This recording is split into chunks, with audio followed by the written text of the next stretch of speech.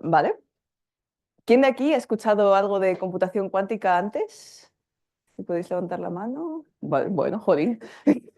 Ya, ya, es verdad, es verdad. Perfecto, porque tenemos muchísima cosa que machacar hoy, o sea que va bien que vengáis con algo de deberes hechos.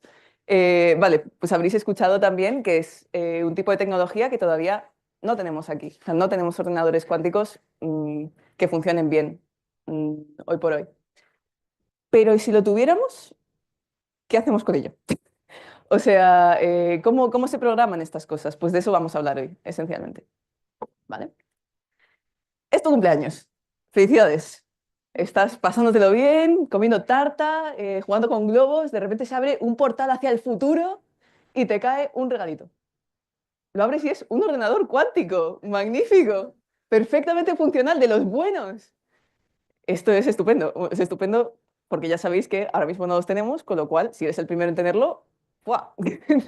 Puedes montártelo muy bien, ¿vale? Entonces estás muy contento, vas a ver cómo funciona y vaya, parece que viene sin instrucciones, ¿vale? Entonces, esto es lo que vamos a repasar en esta charla, las instrucciones. ¿Cómo se utilizaría esta clase de cosa? Vale, ordenador cuántico, vamos a empezar por la parte 2. ¿Qué es eso de la cuántica? ¿Qué es lo que realmente va a hacer que esta cosa funcione de manera extraña? ¿Vale? Entonces, la cuántica no es más que cómo funciona el mundo cuando nos fijamos en las cosas a escala muy, muy pequeña. Y entonces nos damos cuenta, bueno, cuando empezamos a hacer esto, nos dimos cuenta de que las cosas funcionaban de manera muy distinta a la física a la que estamos acostumbrados, que tú tiras una pelota y aquello hace una parábola y se cae y no sé qué tal. Porque hay conceptos que incluso dejan de tener sentido a escalas tan pequeñas y empiezan a pasar cosas realmente raras. ¿Vale? Clásicamente, voy a hablar del mundo clásico y del mundo cuántico, el mundo clásico es el nuestro. Clásicamente, tú puedes tener a un señor corriendo y cayéndose y levantándose en un ciclo infinito de dolor y superación y tú ves todos, exacto, ves todas las partes del proceso. Yo estoy limitada en mi poder de hacer GIFs, imaginaos esto como un continuo, por favor. Pero, sin embargo, cuánticamente esto no es así. Solamente son posibles ciertos fotogramas del ciclo que hemos visto antes, ¿vale? Por así decirlo, solamente ciertos estados. Y ya está, no hay nada entre medias. Entonces, esto que os acabo de decir, dicho de una manera un poquito más estándar y como con una notación un poquito más estándar que vamos a seguir utilizando después, se relaciona con la discretización de la energía, ¿vale? Que es el concepto de cuantización, de ahí la cuántica. Pensemos en un átomo de hidrógeno. Igual habéis visto imágenes como esas, que tenéis pues, un par de órbitas alrededor de un núcleo. Al final, un átomo es un núcleo y alrededor una nube de electrones. Hoy en día sabemos que es una nube. Antes no lo sabían y por eso ponían un átomo ahí dando vueltas. Pero con solamente este modelo esquemático del átomo rudimentario, ya es cuando se dieron cuenta de que la energía estaba discretizada.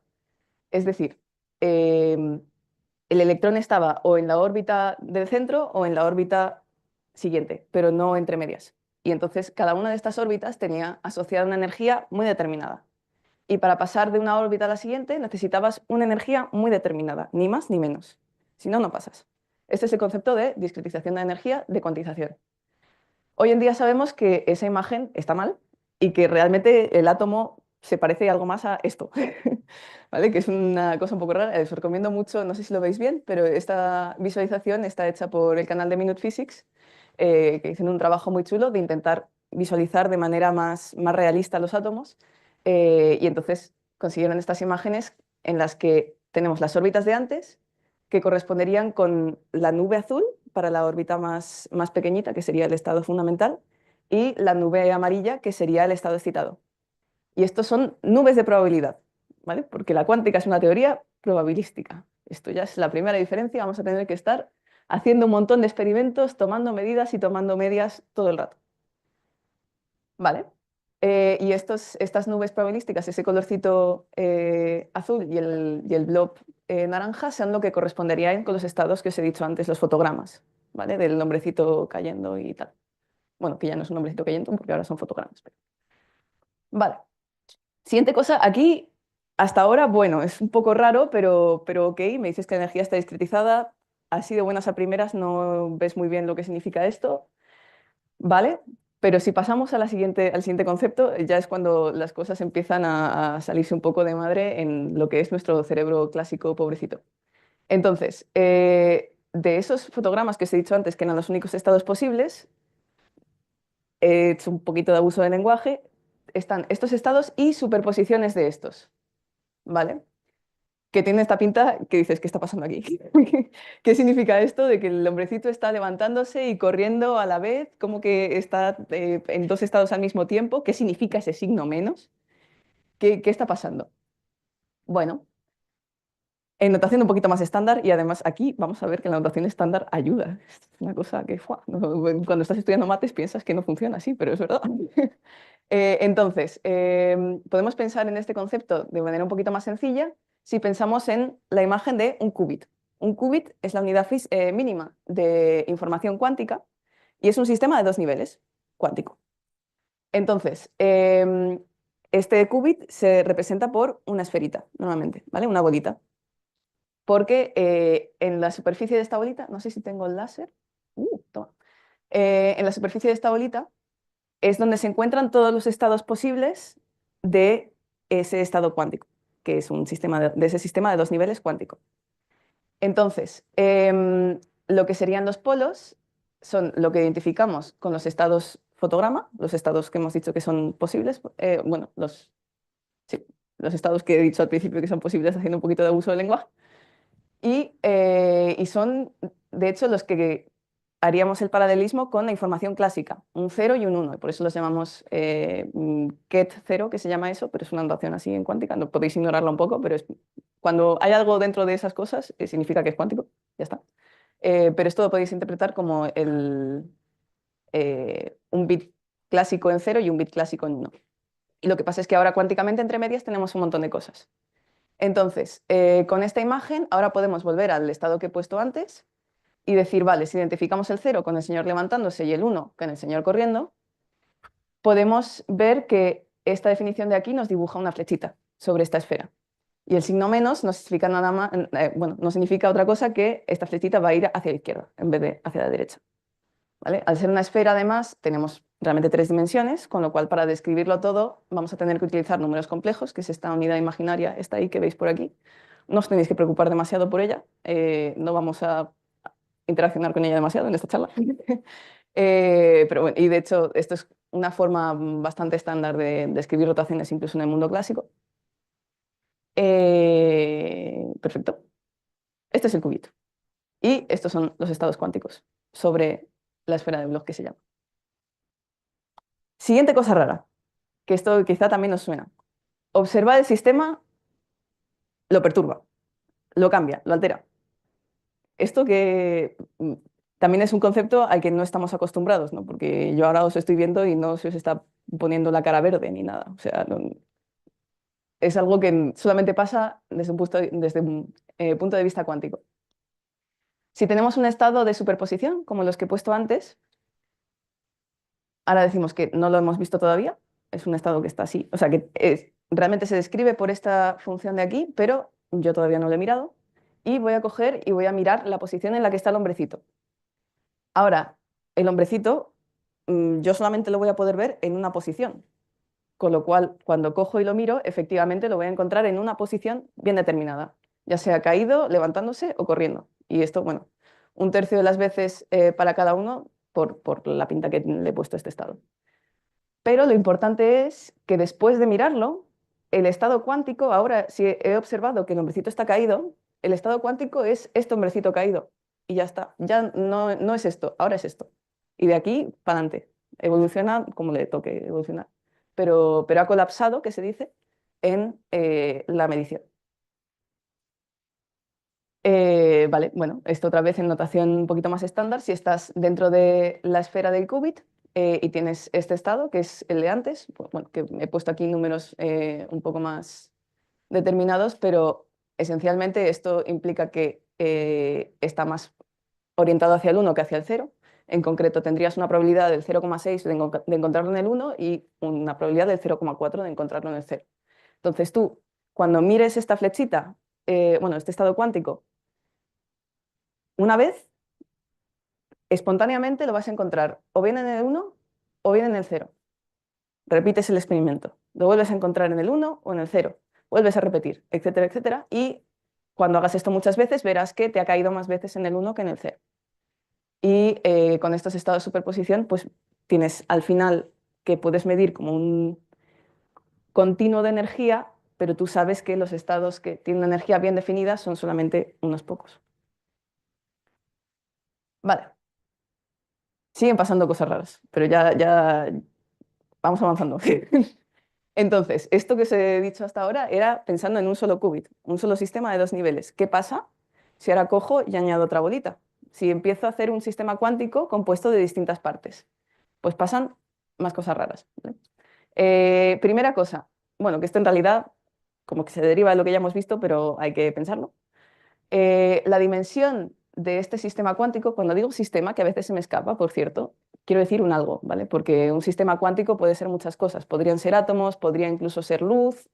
Pensad en bolitas. Em, la dimensión de este sistema, como la cantidad de información que puede englobar, crece de manera exponencial, ¿vale? Y esto es una de las principales cosas por la cual los sistemas cuánticos son muy golosos para la computación, porque tenemos de repente un montón de espacio en un montón de espacio para almacenar información en un espacio físico muy reducido.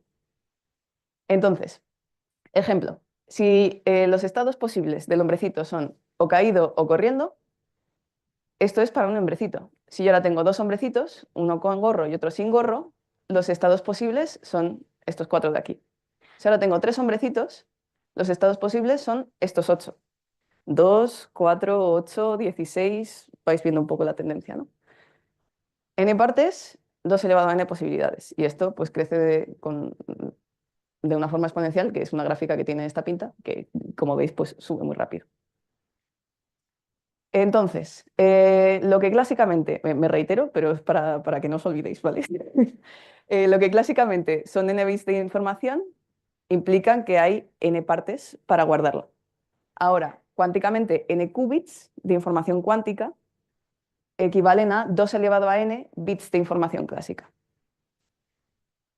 ¿Qué implica esto? Que enseguida se vuelve muy difícil visualizar bien estos sistemas, ¿vale? Si yo tengo un espacio de 2 qubits, no puedo simplemente coger las dos esferitas y ponerlas juntas, porque tendría que ser un espacio de 4 a la n, o sea, de 4 dimensiones, y esto es Loki ofreciéndonos un tesseracto, que es un cubo de 4 dimensiones, pero es una esfera, no te has enterado, Loki, pero bueno, no pasa nada. Em, vale, última cosa rara, y ya pasamos a la parte de computación. eh, en estos estados cuánticos, que ya hemos visto que tienen superposición, que hacen cosas raras si los miras, etcétera, se puede generar entrelazamiento. ¿Qué es el entrelazamiento? Vale, lo podemos ver con un ejemplo. Este de la izquierda, no sé si lo veis bien con las sillas, espero que sí. Es un estado que os digo que está entrelazado, y este de aquí de la derecha es un estado que no está entrelazado.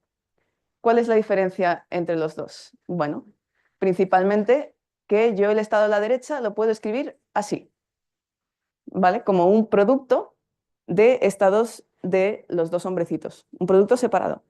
Aunque este esté en un estado un poco raro, porque es un estado de superposición, pero bueno, esto es un estado normal cuánticamente. Esta clase de descomposición yo no la puedo hacer en este estado de la izquierda. Entonces, ¿esto qué implica? Que, por ejemplo, si yo quiero medir este sistema entrelazado y voy a medir al hombre con gorrito, voy a ver en qué posición está, me lo voy a encontrar el 50% de las veces caído, ¿vale? Pero es que además, si me lo encuentro caído, sé automáticamente que el otro hombrecito que yo no he mirado está corriendo. Si yo ahora cojo y lo mido, sé que lo voy a encontrar con 100% de probabilidad corriendo.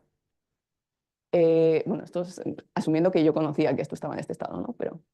Y si en cambio me lo encuentro corriendo, sé que el otro hombrecito con toda probabilidad está caído. Entonces, el entrelazamiento es una relación causal instantánea. Así, bueno, es que más rápido que así, más rápido que la luz, ¿vale? Es como es, es como parte de su esencia.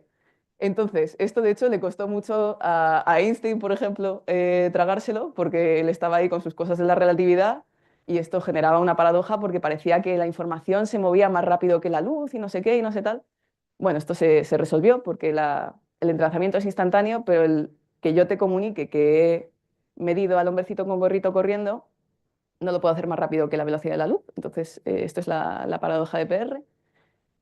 Con lo cual, bueno, Einstein no sé si se quedó tranquilo en su tiempo, pero nosotros sí que podemos estar tranquilos. Y la consecuencia que esto tiene desde el punto de vista de computación es que, de nuevo, es muy goloso, porque operar sobre una parte que está entrelazada con otra implica automáticamente estar operando también sobre la otra. Y esto te permite hacer una paralización masiva de estados si lo sabes, o sea, de operaciones si lo sabes utilizar bien. Vale, hemos acabado con la parte de cuántica. Tranquilos, ya vamos a lo más fácil. ¿Qué es la computación? Bueno, calcular algo. Bien, esto fácil, sencillo para toda la familia. ¿Qué es un ordenador? La cosa que calcula cosas. Perfecto. ¿Qué es un algoritmo? Esto es el único concepto que me preocupaba un poco, que quería que os quedara claro, porque a mí, no, bueno, da igual. A mí, hasta que me empecé a meter en esto de la computación, pues era un concepto así un poco difuso, ¿no? Un algoritmo no es más que una receta. Es un set de instrucciones que le dice al ordenador cómo hacer una cosa. Puedes tener muchos algoritmos que hagan una misma cosa, simplemente la estás haciendo de distintas maneras. Como es el set de instrucciones que le estás dando al ordenador, su estructura va a depender de la naturaleza del ordenador. Entre otras cosas, podría ser, por ejemplo, técnicamente depende también del programa que estés usando, pero de manera conceptual depende mucho más del tipo de ordenador que tengas. Entonces, ¿qué tipos de ordenador tenemos? Vamos a ver un par. Empecemos por lo que sería lo que estamos más familiarizados, el portátil. Es un ordenador clásico y es un ordenador digital. ¿Esto qué significa? Que funciona con bits, se hace con ceros y con unos, pasa corriente, no pasa corriente, bien, y con puertas lógicas. Y estas puertas lógicas lo que hacen son transformaciones súper sencillitas de la información de estos bits. Pues la puerta NOT, por ejemplo, lo que hace es negar el bit anterior. Si yo le meto un 1, me saca un 0. Si yo le meto un 0, me saca un 1. La puerta AND, pues es como que suma estos dos bits. Tenéis aquí, bueno, las tablas de la verdad no se ve demasiado, pero esto es lógica aristotélica al final, ¿vale? Entonces, una vez hemos definido estas puertas lógicas que nos permiten hacer cualquier función que nosotros queramos, o sea, que nos permiten hacer computación universal, pues las disponemos en el orden necesario para que hagan la función que nosotros queremos que hagan y ya está. Y esto es un circuito. Y esto es tu portátil, esencialmente. Ahora, vale, de lo que he dicho que es tu portátil a lo que realmente tú consideras como tu portátil hay un mundo, ¿vale? Es un mundo en el que no nos vamos a meter. Lo importante es que tú en un ordenador clásico digital, los que usamos todo el día, introduces información clásica, procesas información clásica y después lees información clásica. El resultado que recibes también es información clásica. Esto es pues extremadamente conveniente porque no tienes que hacer ninguna clase de conversión entre medias, no pierdes información desde ese punto de vista. Ahora, ¿qué pasa cuánticamente? Bueno, ya no tenemos bits, tenemos qubits, las bolitas. Y ahora tenemos también circuitos, de manera análoga al caso clásico, pero las puertas que componen estos circuitos ahora, bueno, aparte de que ahora tenemos dos partes, porque hemos dicho que la medida es muy importante, ahora va a haber siempre estos simbolitos al final, que estén ahí o que no estén ahí, como mirar colapsa el estado es muy importante. Si igual no pongo esta, no obtengo el resultado correcto de esta computación. Bueno, en este caso sí, bueno, no, no tengo yo claro, bueno, es igual.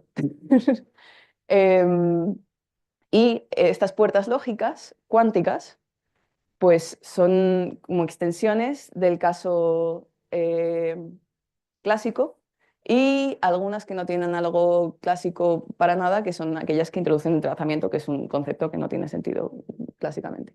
¿Vale? Pero de las extensiones simples... Uy, vaya, bueno, eso debería estar... Da igual. De las extensiones del caso clásico sencillo al caso cuántico, pues podemos pensar otra vez en la puerta NOT clásica, que lo que hacía era cambiar del 1 al 0, del 0 al 1. Si antes hemos situado el 0 y el 1 en los polos de la esferita del qubit, veis que las transformaciones que podemos aplicar a una sola unidad de información cuántica son infinitas más. Digo infinitas porque todo esto es un continuo de rotaciones que yo puedo hacer, distintos ángulos en tres ejes distintos.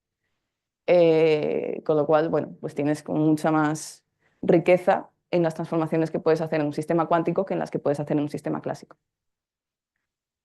Vale. ¿Cómo es entonces un algoritmo en un ordenador cuántico? De nuevo, lo importante, introduces información clásica porque nosotros somos clásicos y tenemos problemas clásicos. Procesas información cuántica, aquí ya hay algo que tiene que pasar entre medias y luego, muy importante, lees o quieres leer al final, en última instancia, información clásica otra vez porque es lo que tú puedes interpretar. Total, que esto es un poco como darle la mano a un pulpo, ¿vale? Está mojado, resbala, el pulpo no sabe muy bien qué haces, tú tampoco sabes muy bien qué estás haciendo, es incómodo. Pero bueno, es con lo que tenemos que trabajar, esencialmente. ¿Vale? Entonces, ¿por qué es incómodo y qué consecuencia tiene esto en algoritmos cuánticos eficientes? Si nosotros nos imaginamos el espacio de información cuántica como un globo de agua de dimensiones inmensas, porque acordaos que esto es exponencial, si esta n es muy grande, esto es gigantesco, pues hay una fuga en alguna parte de ese globo de agua que saca un chorrito, y ese chorrito es por donde sale la información clásica. ¿Vale? Entonces, ¿cómo haces un algoritmo en un ordenador cuántico? Primero, metes información clásica en el globo gigante de agua. Esto, bueno, lo puedes hacer con una jeringuilla, en principio podría salir bien. Em, la vas metiendo y ya que esta información se mete por el globo, se distribuye, tú puedes coger el globo, lo agitas, aplicas alguna transformación al globo, esta información se está recombinando y transformándose dentro de este espacio cuántico que ahora es mucho más grande, pero para que tú puedas extraer el resultado de esa computación de manera eficiente, tiene que haber un paso de compresión para que tú puedas hacer y que vuelva a salir por el agujerito. ¿Vale? Porque si no, te puedes pasar la vida esperando que salga todo el agua por ese mini agujero de ese globo gigante, esencialmente. Vale, esto sería un algoritmo cuántico magnífico. O sea, que está explotando al máximo todo lo que puede explotar, que tiene una ventaja exponencial sobre lo clásico y que va a hacer muchas olas, esencialmente. Hacer cosas de estas es muy difícil, ¿vale? Diseñar esta clase de algoritmos es muy difícil porque la intuición para desarrollar algoritmos cuánticos no se deriva de la intuición que tú puedas tener para desarrollar algoritmos clásicos, porque no tenemos la intuición del mundo cuántico en nuestra cabecita. Entonces es algo que, bueno, desarrollas trabajando mucho con esto y demás, pero aún así no es para nada fácil hacer esta clase de cosas. Hay muchas estrategias de los algoritmos clásicos que no puedes copiar. Por ejemplo, que no puedes copiar, ahora veréis por qué es gracioso. Porque cuánticamente existe el teorema de la no clonación, que es que no puedes copiar información cuánticamente. Si tú no sabes cuál es un estado, no puedes hacer como control C, control V. Esto no existe. De hecho, te cargas el estado si intentas hacer esto. Entonces, es difícil y realmente requiere de poner tu mente en otro sitio, hacer esta clase de cosas. Uy, vale. No me da tiempo a hablaros de esto, pero también hay otro tipo de ordenadores cuánticos, que son los ordenadores cuánticos analógicos, y aquí lo que haces es pues, coger un sistema físico, pues cuántico en este caso, y utilizarlo como un ordenador. Entonces, la forma en la que estructuras un algoritmo en este caso es fundamentalmente distinta que como lo harías en un ordenador clásico. Se separa bastante más de lo que es el modelo de circuitos, que es al que estamos más acostumbrados. Con lo cual tardaría mucho en explicarlo y no lo puedo explicar, lo siento. ¿Vale? Entonces, ¿cómo estamos utilizando la cuántica en la sociedad de hoy? ¿Vale? Tecnología láser, pero igual me doy cuenta de que no se estaba notando. Importantísimo, o sea, lo tenemos hasta en la sopa, en el súper. Cogen y escanean el código de barras con tecnología láser. ¿Por qué? ¿Por qué esto es cuántico y por qué lo usamos en todas partes? Se basa simplemente en los niveles de energía discretizados. Lo que os contaba antes con el átomo de hidrógeno, que la energía que necesitas para pasar de un nivel a otro es una muy concreta. Entonces, si tú estimulas esta transición, puedes sacar energía o sea, sacar un haz de luz con una energía muy concreta. Por las leyes de la física, un haz de luz con una energía muy concreta implica que este haz se dispersa menos. Magnífico para leer la distancia entre rayitas en un código de barras, por ejemplo. Además implica que puedes aplicar mucha potencia en un sitio muy, muy controlado. Magnífico para operarte de la vista, por ejemplo, para grabar en discos, etc. Siguiente tecnología cuántica que usamos un montón, el GPS. El GPS en sí trata de medir distancias, ¿vale? Hay unos satélites dando vueltas a la Tierra, mandan una señal, la señal vuelve pasado cierto tiempo, pero tú tienes que medir muy bien el tiempo que pasa. Y este medir muy bien implica medir muy, muy, muy, muy bien. O sea, con la mayor precisión que tengas. La mayor precisión que tenemos es la que te da la teoría de la cuántica, ¿vale? Y es exactamente el mismo mecanismo que antes. Tienes los dos niveles, que en este caso están muy juntitos. Cuanto más juntitos estén estos niveles, más alta es la energía que vas a sacar por aquí. Y sobre todo, si tú miras la población del nivel excitado, por ejemplo, pues verás como una cosa que oscila muy rápido. Cuanto más rápido estile, más resolución tienes en el tiempo. Si tú calculas el tiempo calculando, o sea, contando oscilaciones de esto. Vale, la computación cuántica en la sociedad de hoy. ¿Cómo? Si no tenemos ordenadores cuánticos todavía, Ana, fuera de aquí. Bueno, pues, sin embargo, esto ya ha afectado a bastante gente. ¿Vale? La primera aplicación más importante que se encontró de la cuántica fue en criptografía, en concreto el algoritmo de RSA, que igual les suena, y si no, pues tampoco pasa nada, yo tampoco lo conocía antes de meterme en esto de la cuántica. Es un algoritmo que es un estándar para encriptar, en este caso, claves de... Luego, o sea, porque no encripta el mensaje en sí, sino que normalmente encripta claves que luego abren el otro mensaje. Bueno, esto tampoco es importante, me lo podría haber ahorrado. La cuestión es que funciona a base de la multiplicación de dos números primos. La multiplicación de dos números primos, idealmente muy grandes, tendrían que ser más grandes que esto, pero tampoco me iba a poner aquí a mirar tablas, da otro número muy grande, que ya no es primo, pero si tú simplemente partes del último número y quieres identificar los dos primos que se han multiplicado para obtenerlo, esto clásicamente es muy difícil, porque esencialmente tienes que ir a fuerza bruta pasando por todos los primos hasta que llegues a los que son. Y como este número es muy grande, pues tardas mucho tiempo porque hay muchos primos, esencialmente. Ahora, Peter Shor, que es este señor de aquí, descubrió hace ya tiempo que con un circuito cuántico esto se podría hacer de manera eficiente. ¿Vale? Y esto pues, fue tremendo problema para los criptógrafos, que es gente que ya vive atacada, los pobres, porque además ahora resulta que tenían que aprender de cuántica, porque igual venía un ordenador con una tecnología que ni entendían ni se esperaban a romper los algoritmos que están utilizando ahora mismo para encriptar sus cosas. Pero bueno, esto se hizo, se sufrió, la gente se formó, hubo un concurso de NIST para buscar un nuevo estándar y bueno, pues ahora hay otro nuevo algoritmo que es el que se va a poner como el próximo estándar para sustituir a este, pero bueno, pues todavía se ha de hacer el cambio de implementar todo, porque esto está, el código que genera estas cosas, pues yo qué sé, las empresas y los sitios en los que se pida esto, que no tengo muy claro dónde están localizados, no sé si está centralizado o no, tienen que programar el nuevo algoritmo y borrar este, esencialmente. Entonces, para cuando tengamos ordenadores cuánticos, todos, bueno, todos, para cuando tengamos ordenadores cuánticos y tú en concreto con el que te han regalado por tu cumpleaños. La primera aplicación, criptografía, por lo que os acabo de decir, pero además es que lo que os acabo de decir, si tú tuvieras un ordenador cuántico ahora, podrías coger los mensajes que se han encriptado con el RSA, mensajes antiguos, y desencriptarlos ahora mismo. Lo único que tienes que hacer es empezar a guardarlos ahora. Y cuando lleguen los ordenadores cuánticos, ya verás lo que decía la gente. ¿Vale? Esto es un riesgo pues que no nos podemos quitar de encima. Ahí está. Esto es lo que va a pasar. Siguiente algoritmo, que tiene una ventaja probada cuánticamente, que es, bueno, en este caso una ventaja cuadrática, en este caso es una ventaja exponencial. La búsqueda en una base de datos. En época del Big Data, magnífico, porque una ventaja cuadrática, si tu número de datos es muy grande, es un montón de tiempo que te ahorras.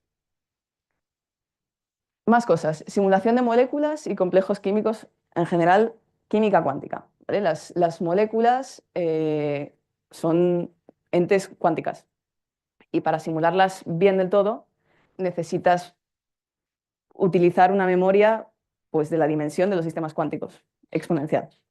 Esto es algo que en un ordenador clásico enseguida te quedas sin memoria para hacer. Si lo puedes hacer en un ordenador cuántico, tienes esta memoria grande de manera natural.